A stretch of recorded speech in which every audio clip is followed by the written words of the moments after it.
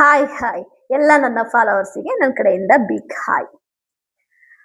ನಮ್ಮ ಜೀವನದಲ್ಲಿ ಏನೇನ್ ನಡೆದ್ರು ಕೂಡ ಅದಕ್ಕೊಂದು ಕಾರಣ ಇರುತ್ತೆ ಅಂತ ನಾವು ಹೇಳ್ತಾ ಇರ್ತೀವಿ.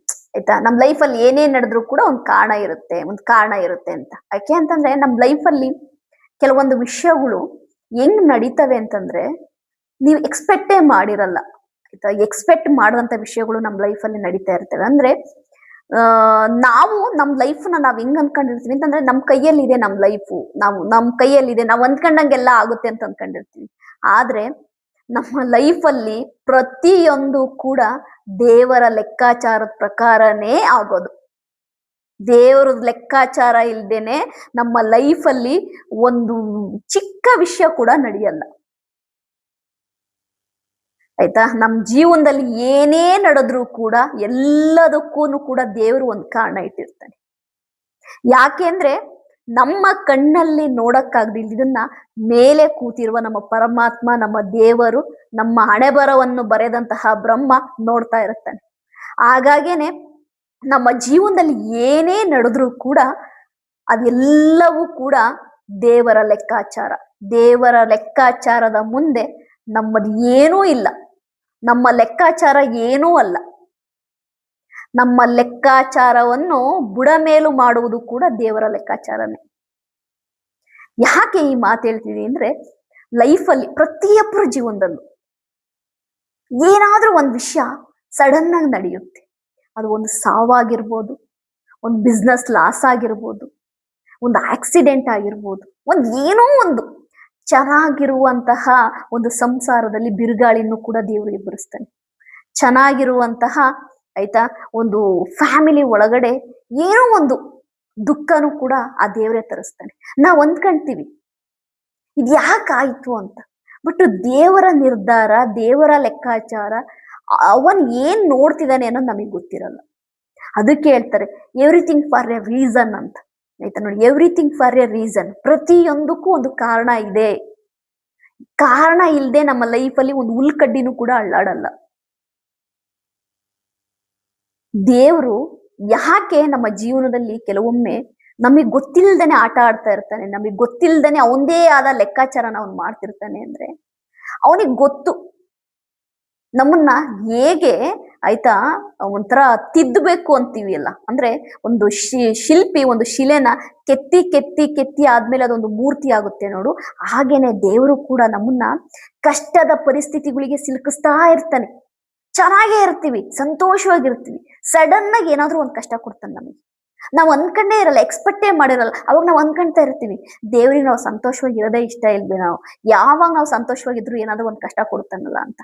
ಬಟ್ ಅವ್ನು ಯಾಕೆ ಕೊಡ್ತಾನೆ ಅಂದ್ರೆ ನಮ್ಮನ್ನ ಅವನು ಆ ಸಂತೋಷದಲ್ಲಿ ಮುಳುಗಬೇಡ, ನೀನು ಆ ವ್ಯಾಮೋಹದಲ್ಲಿ ನೀನು ಮುಳುಗಬೇಡ ಅಂತೇಳಿ ಆ ಕಷ್ಟಗಳನ್ನ ಅವನು ಕೊಡೋದು. ಎಚ್ಚೆತ್ಕೋ ಆಯ್ತಾ, ಸಂತೋಷ ಬಂದಿದೆ ಅಂತೇಳಿ ಇಗ್ಗಬೇಡ ಅನ್ನೋದಕ್ಕೋಸ್ಕರವಾಗಿ ಸಡನ್ ಆಗಿ ಏನಾದ್ರು ಒಂದು ಕಷ್ಟ ಕೊಡ್ತಾನೆ. ಪ್ರತಿಯೊಂದು ನಮ್ಗೊಂದ್ ಕಡೆ ಹೋಗ್ತೀವಿ, ಒಂದ್ ಕೆಲ್ಸಕ್ಕೆ ಒಂದು ಇಂಟರ್ವ್ಯೂ ಹೋಗ್ತೀವಿ ಅಂತ ಇಟ್ಕೊಳ್ಳಿ. ತುಂಬಾ ಚೆನ್ನಾಗಿ ಓದ್ಕೊಂಡಿರ್ತೀವಿ, ತುಂಬಾ ಚೆನ್ನಾಗಿ ನಮಗೆ ಗೊತ್ತಿರುತ್ತೆ, ಎಲ್ಲಾದು ಗೊತ್ತಿರುತ್ತೆ. ಬಟ್ ನಾವು ಆ ಇಂಟರ್ವ್ಯೂ ಹೋಗಿ ಫೇಲ್ ಆಗ್ತೀವಿ. ಅವಾಗ ನಾವು ಮನೆಗೆ ಬಂದು ತಲೆ ಚೆಚ್ಕೊಂತೀವಿ. ನನ್ನಲ್ಲಿ ಏನ್ ಕೊರತೆ ಇತ್ತು, ನನಗೆಲ್ಲಾ ಗೊತ್ತಿತ್ತು, ನಾನು ಎಲ್ಲಾ ಹೇಳ್ದೆ, ನಾನು ಯಾಕೆ ಇಂಟರ್ವ್ಯೂ ಫೇಲ್ ಆದೆ ಅಂದ್ರೆ ದೇವರು ಆ ಕೆಲಸದಿಂದ ನಿನಗೇನೋ ಪ್ರಾಬ್ಲಮ್ ಆಗುತ್ತೆ, ಆ ಕೆಲಸ ನಿನಗ್ ಬೇಡ ಅಂತ ಅವನ್ ತಪ್ಪಿಸಿರ್ತಾನೆ.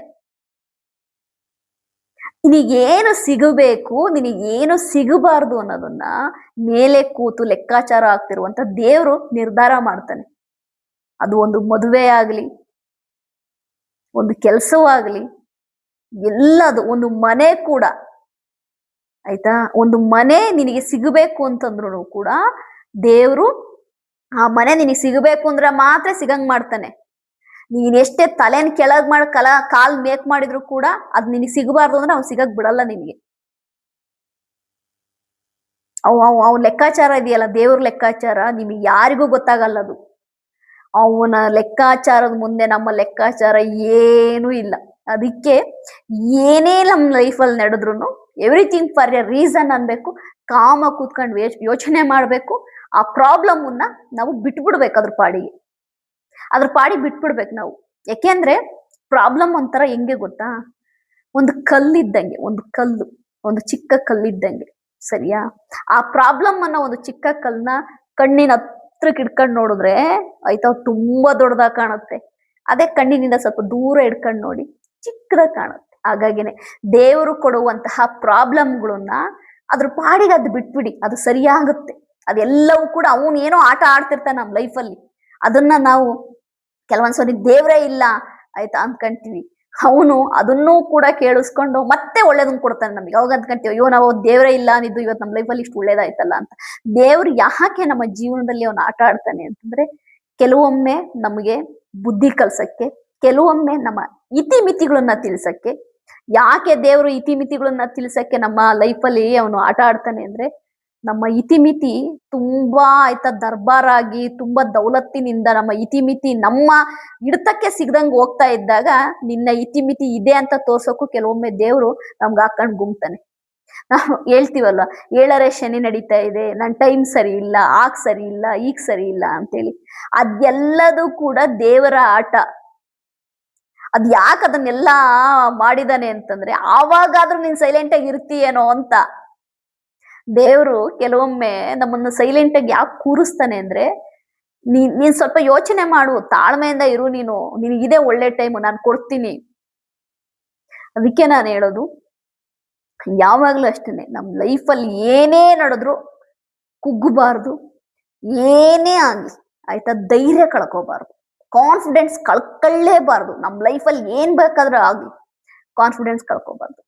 ನಾವು ಕಾನ್ಫಿಡೆನ್ಸ್ ಕಳ್ಕೊಂಡ್ವಿ, ಏನಪ್ಪಾ ಇದೆಲ್ಲ ನಮಗೆ ಬರ್ತಿದ್ಯಲ್ಲ ಪ್ರಾಬ್ಲಮ್, ಮೇಲೆ ಮೇಲೆ ನಮಗೆ ಪ್ರಾಬ್ಲಮ್ ಬರ್ತಿದ್ಯಲ್ಲ ಅಂತ ನಾವೇನಾದ್ರೂ ಆಯ್ತಾ ನಂಬಿಕೆ ಕಳ್ಕೊಂಡು ಕುಗ್ಗಿಬೋದು ಅಂತಂದ್ರೆ ಮತ್ತೆ ನಾವು ಲೈಫಲ್ಲಿ ಎದ್ದೇಳಕ್ಕಾಗಲ್ಲ. ದೇವ್ರು ಆಯ್ತಾ ನಮ್ಮನ್ನ ನೋಡ್ತಿರ್ತಾನೆ.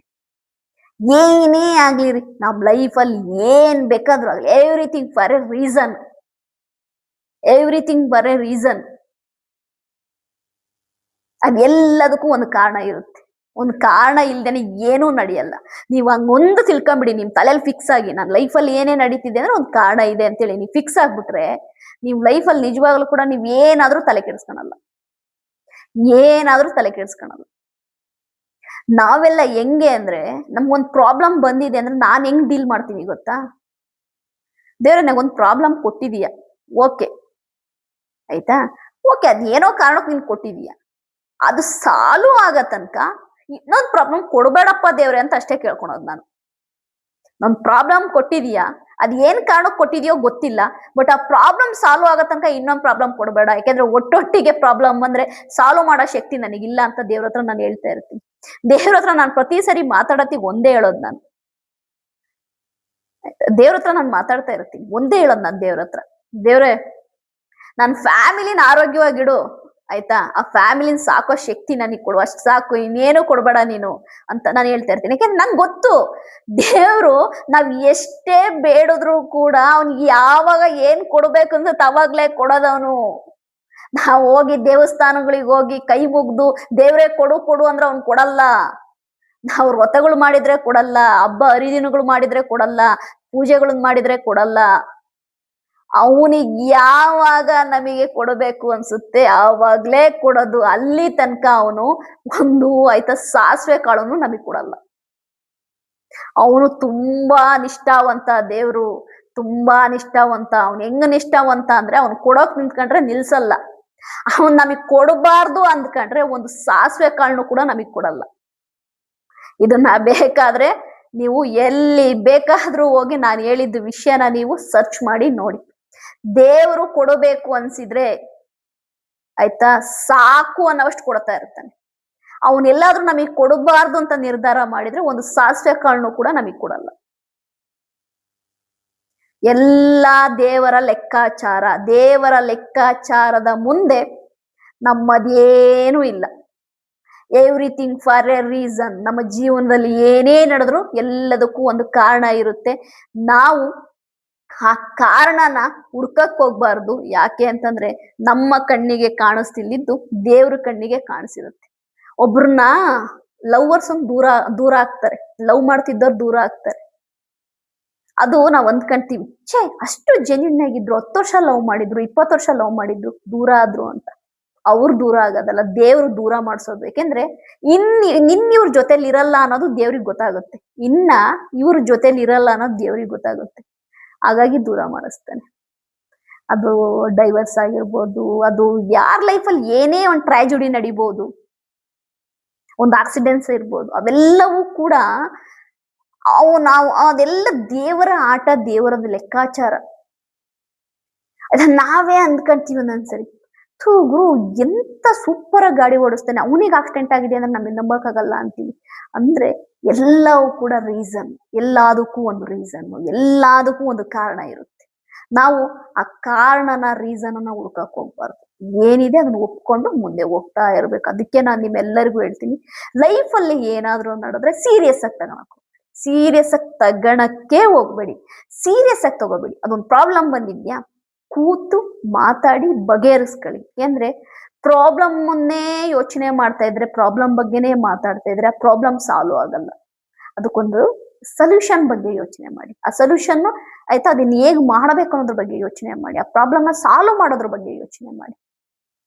ಆಯ್ತಾ, ನಮ್ಮ ಲೈಫಲ್ಲಿ ನಡೆಯೋ ಪ್ರತಿಯೊಂದು ಕಾರಣ ಇರುತ್ತೆ. ಕಾರಣ ಇಲ್ದೇನೆ ಲೈಫಲ್ಲಿ ಏನೂ ನಡೆಯಲ್ಲ. ನಮ್ ಜೀವನಕ್ಕೊಬ್ರು ಎಂಟ್ರಿ ಆಗ್ತಾರೆ ಅಂದ್ರೂ ಒಂದು ಕಾರಣ ಆಗುತ್ತೆ, ಕಾರಣ ಇದ್ದೇ ಇರುತ್ತೆ. ನಮ್ ಜೀವನದ ಒಬ್ರು ಎಕ್ಸಿಟ್ ಆಗ್ತಾರೆ ಅಂದ್ರೂ ಕೂಡ ಒಂದು ಕಾರಣ ಇರುತ್ತೆ. ನಮ್ಮ ಲೈಫಲ್ಲಿ ಯಾರು ಬಂದ್ರು ಒಂದು ಕಾರಣ ಇರುತ್ತೆ. ನಮ್ಮ ಲೈಫಿಂದ ಯಾರು ಹೊರಗೆ ಹೋದ್ರು ಒಂದು ಕಾರಣ ಇರುತ್ತೆ. ಎಲ್ಲದಕ್ಕೂ ಒಂದು ಕಾರಣ ಇರುತ್ತೆ. ನಾವ್ ಅಂತೀವಿ ನಮ್ಮನ್ ಬಿಟ್ಟೋದ್ರ ಅವರು ಅಂತೀವಿ, ನಮ್ಮನ್ ಬಿಟ್ಟೋಗಕ್ಕೂ ಒಂದು ಕಾರಣ ಇರುತ್ತೆ. ನಮಗೆ ಗೊತ್ತಿಲ್ದಿರೋ ಯಾರೋ ಒಂದು ವ್ಯಕ್ತಿ ನಮ್ಮ ಲೈಫಲ್ಲಿ ಬರ್ತಾರೆ, ನಮಗೆ ಗುರ್ತು ಪರಿಚಯನೇ ಇರಲ್ಲ, ಅವ್ರು ನಮ್ಮ ಲೈಫಲ್ಲಿ ಸಡನ್ ಆಗಿ ಬರ್ತಾರೆ, ಅದಕ್ಕೂ ಒಂದು ಕಾರಣ ಇರುತ್ತೆ. ಎಲ್ಲದೂ ಕೂಡ ದೇವರ ಲೆಕ್ಕಾಚಾರ. ದೇವರು ನಮ್ಮ ಲೈಫನ್ನ, ಅವನ ರಿಮೋಟ್ ಕಂಟ್ರೋಲ್ ಏನಿದೆ, ನಮ್ಮ ಒಂದು ಲೈಫಿನ ರಿಮೋಟ್ ಕಂಟ್ರೋಲ್ ದೇವ್ರ ಹತ್ರ ಇದೆ. ಅವನು ಹೆಂಗೆಲ್ಲ ರಿಮೋಟ್ ಕಂಟ್ರೋಲ್ ಅಲ್ಲಿ ನಮ್ಮನ್ನ ಪ್ಲೇ ಮಾಡಿ ನಮ್ಮನ್ನ ಕಂಟ್ರೋಲ್ ಮಾಡ್ತಿದ್ದಾನೆ, ಹಂಗೆ ನಾವು ಕಂಟ್ರೋಲ್ ಆಗ್ತಾ ಇರ್ತೀವಿ. ಅದಕ್ಕೆ ಪ್ರತಿಯೊಬ್ಬರ ಜೀವನದಲ್ಲಿ ಏನೇ ನಡೆದ್ರೂ ಕೂಡ ಒಂದು ಕಾರಣ ಇರುತ್ತೆ. ಕಾರಣ ಇಲ್ದೇನೆ ಏನೂ ನಡೆಯಲ್ಲ. ದಯವಿಟ್ಟು ಯಾರೂ ತಲೆ ಕೆಡಿಸ್ಕೋಬೇಡಿ. ನಿಮ್ ಲೈಫಲ್ಲಿ ಏನಾದ್ರೂ ಆಗ್ತಿದ್ಯಾ, ತಲೆನೇ ಕೆಡಿಸ್ಕೋಬೇಡಿ. ಎವ್ರಿಥಿಂಗ್ ಫಾರ್ ಎ ರೀಸನ್ ಅನ್ಕೊಂಡು ಮುಂದೆ ಹೋಗ್ತಾ ಇರಿ. ನನ್ನ ವಿಡಿಯೋ ನಿಮಗೆ ಇಷ್ಟ ಆದ್ರೆ ಲೈಕ್ ಮಾಡಿ, ಸಬ್ಸ್ಕ್ರೈಬ್ ಮಾಡಿ. ಬಾಯ್.